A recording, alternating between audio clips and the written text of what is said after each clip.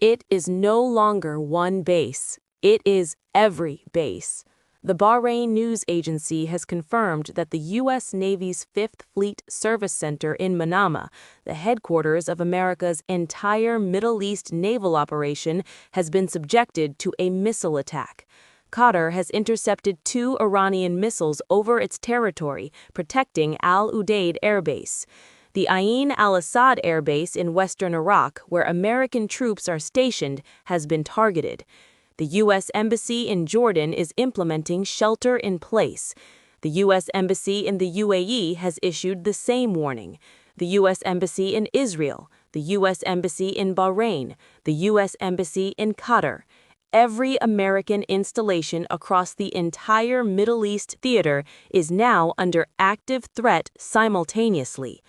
Iran told the world this was coming. Before today's strikes began, Iran's UN ambassador put every nation on notice. All U.S. bases and assets in the region are legitimate targets. Iran's foreign minister told Europe it would be fanning the flames by supporting the operation. Iran's supreme leader said U.S. warships could be sunk to the bottom of the sea.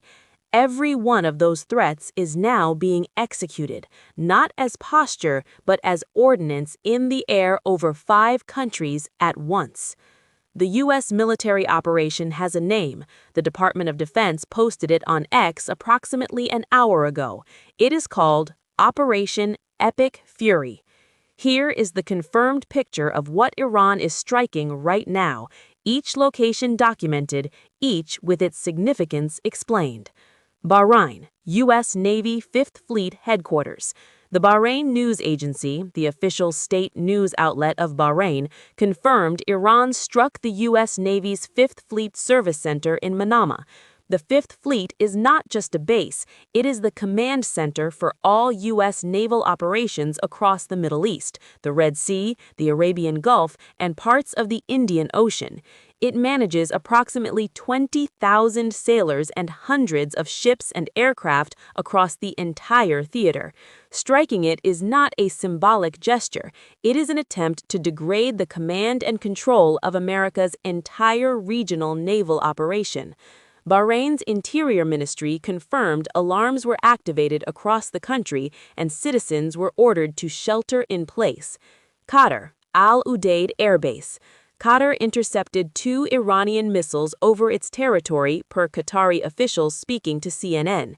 Al-Udeid is the largest U.S. military installation in the entire Middle East, home to approximately 10,000 U.S. personnel, the combined air operations center that commands all U.S. air power across the region, and the 379th Air Expeditionary Wing, the largest expeditionary wing in the world.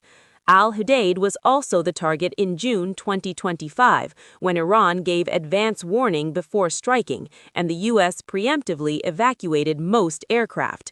The key difference today, according to Stars and Stripes reporting published 3 days ago, Iran has signaled it is fighting in a much less constrained manner this time. No advance warning has been reported for today's Qatar strike. Iraq, al-Assad Air Base. PBS NewsHour confirmed that the al-Assad Air Base in western Iraq, which houses U.S. troops, was targeted. This is the same base Iran struck following the U.S. killing of General Qasem Soleimani in January 2020, a strike that did not kill American service members but left more than 100 with traumatic brain injuries. Those TBI numbers were initially described by Trump as headaches. The veterans community never forgot.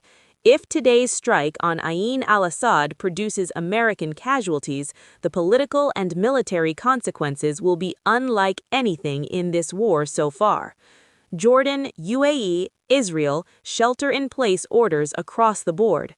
The U.S. Embassy in Amman, Jordan, issued shelter-in-place, echoing identical alerts in Israel, the UAE, Qatar, and Bahrain. There are no confirmed strikes on Jordan or UAE bases as of this writing, but the warning pattern is the same that preceded the confirmed strikes elsewhere. There are more than 35,000 U.S. military personnel stationed across the Middle East right now. Many of them are accompanied by their families, including at the Navy's 5th Fleet headquarters in Bahrain, which has historically been one of the most family-friendly U.S. military postings in the region. These are not abstract numbers. Qatar, approximately 10,000 at al-Udeid. Bahrain, approximately 9,000 at the 5th Fleet Complex and associated facilities. Iraq, several thousand across Ain al-Assad, Erbil, and Baghdad. Saudi Arabia, several thousand at Prince Sultan Air Base. Jordan, approximately 3,000. Kuwait, approximately 3,500. UAE, approximately 3,500. Syria, several hundred at Al-Tanf. The CSIS's Mark Cancian, a senior advisor who helped model the U.S. force protection requirements for this scenario, said before today's operation that the recent military buildup in the region appears to give the U.S. sufficient capability to protect these forces. That assessment was made before Iran began targeting all of them simultaneously. The difference between one base targeted and every base targeted is not a difference of degree. It is a difference of strategic intent. Iran is not giving Trump a calibrated bloody nose. Iran is attempting to impose simultaneous costs across every American presence in the region at once. Every expert quoted in the run-up to today's operation made the same observation.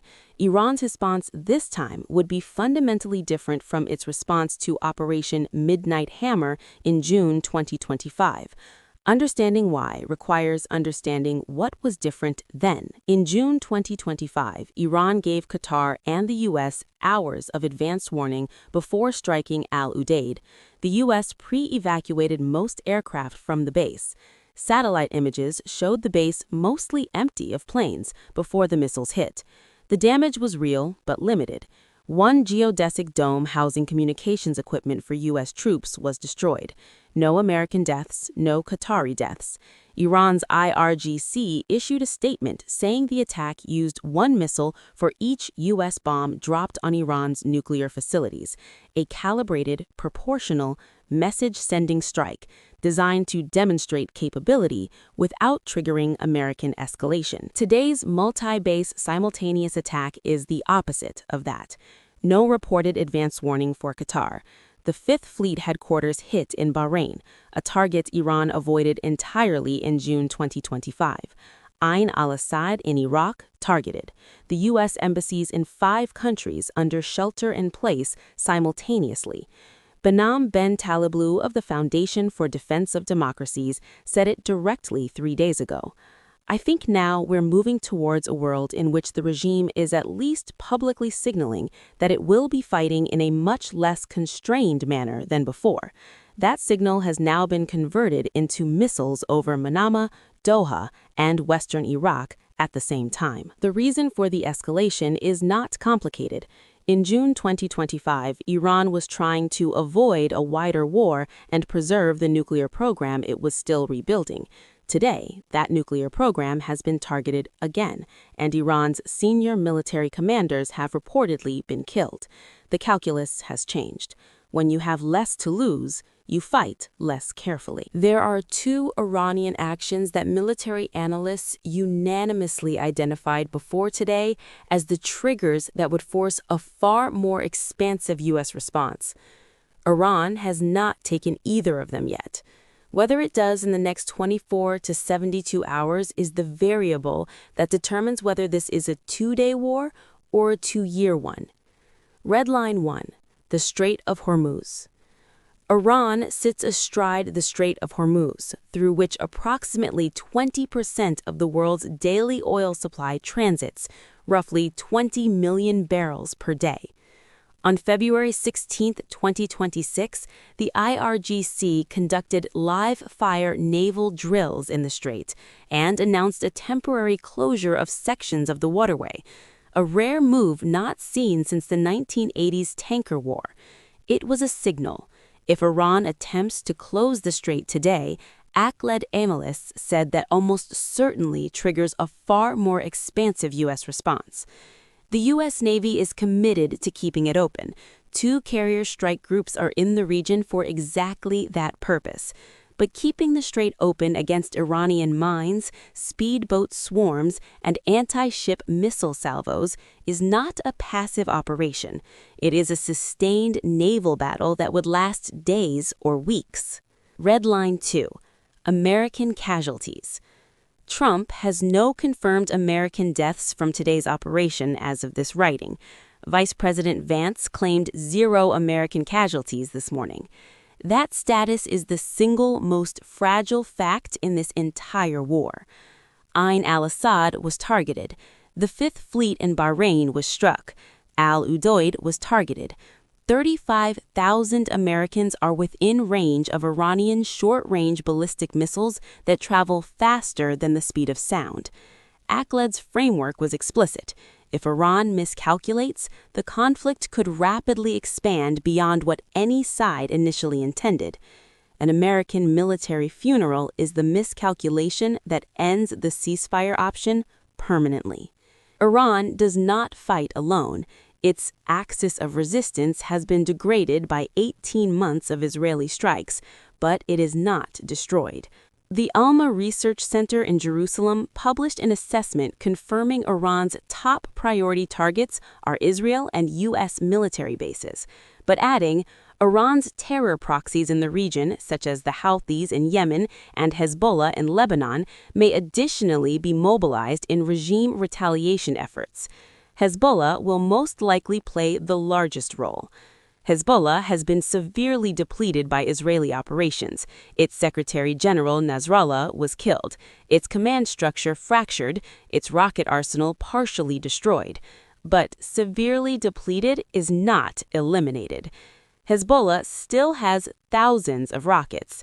The Houthis, despite 2 years of U.S. and British strikes, are still launching missiles into the Red Sea. The Alma assessment also flagged a dimension beyond the battlefield. Iranian attacks against Israeli and Jewish targets across the world are also on the table for the regime. Embassies and institutions identified as having ties to Israel or Jewish communities, as well as diplomats and their families, may be at risk.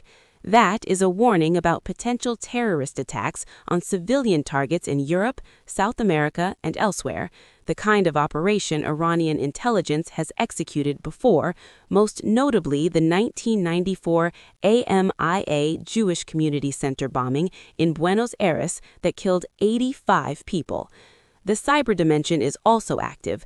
CSIS documented a 700% increase in cyber attacks targeting Israel in the 2 days following the June 2025 strikes.